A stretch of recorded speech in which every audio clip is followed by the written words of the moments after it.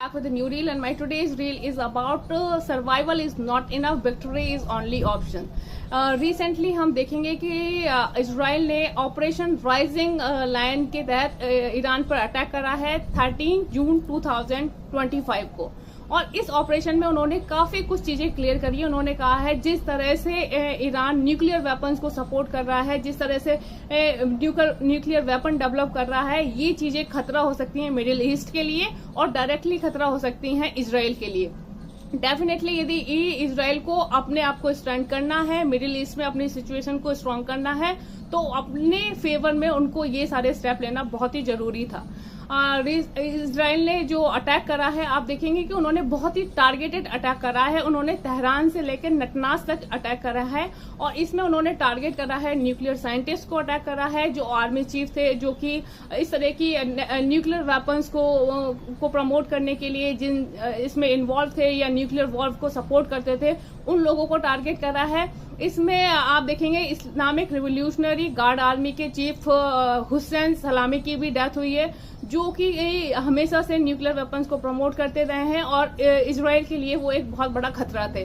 तो जिस तरह से इजराइल ने टारगेटेड अटैक करा है, इजराइल के कॉन्सेप्ट बिल्कुल क्लियर थे। उन्होंने किसी भी सिविलियंस को हार्म नहीं करा है, उन्होंने उन प्लेसेस को टारगेट करा है जहां पर इस तरह की नेगेटिव एक्टिविटीज होती हैं।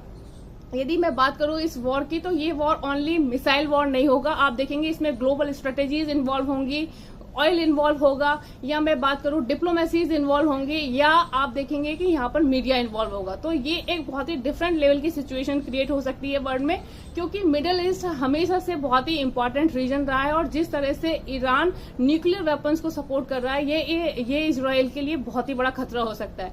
वैसे भी हम जानते हैं कि जिस तरह से ईरान हमास के सपोर्ट में काम कर रहा है, या फिर मैं बात करूं ईरान की, आप देखेंगे गाजा स्ट्रिप में जो इन्वॉल्वमेंट रहा है या जो सिचुएशन रही है, वो हम सभी जानते हैं। तो डेफिनेटली काफी लंबे समय से इजराइल इन सब प्रॉब्लम्स को फेस कर रहा है, और आज के टाइम पे यदि इजराइल इस तरह के स्टेप नहीं लेता तो उनकी इंटरनल सिक्योरिटीज को खतरा हो सकता है। तो ये बहुत ही एक इम्पोर्टेंट डिसीजन था इजराइल का। उन्होंने बहुत ही टारगेटेड प्लेसेस में अटैक करा है, और उन्हें पता है कि किस तरह से वर्ल्ड की पीस इससे नेगेटिव इम्पैक्ट डाल सकती है, या वर्ल्ड में डिसहार्मनी क्रिएट हो सकती है। But at the moment situation बहुत ही इंपॉर्टेंट थी इजराइल के लिए। यदि वो इस तरह के स्टेप नहीं लेते तो फ्यूचर में उनके लिए बहुत बड़ी प्रॉब्लम क्रिएट हो सकती थी।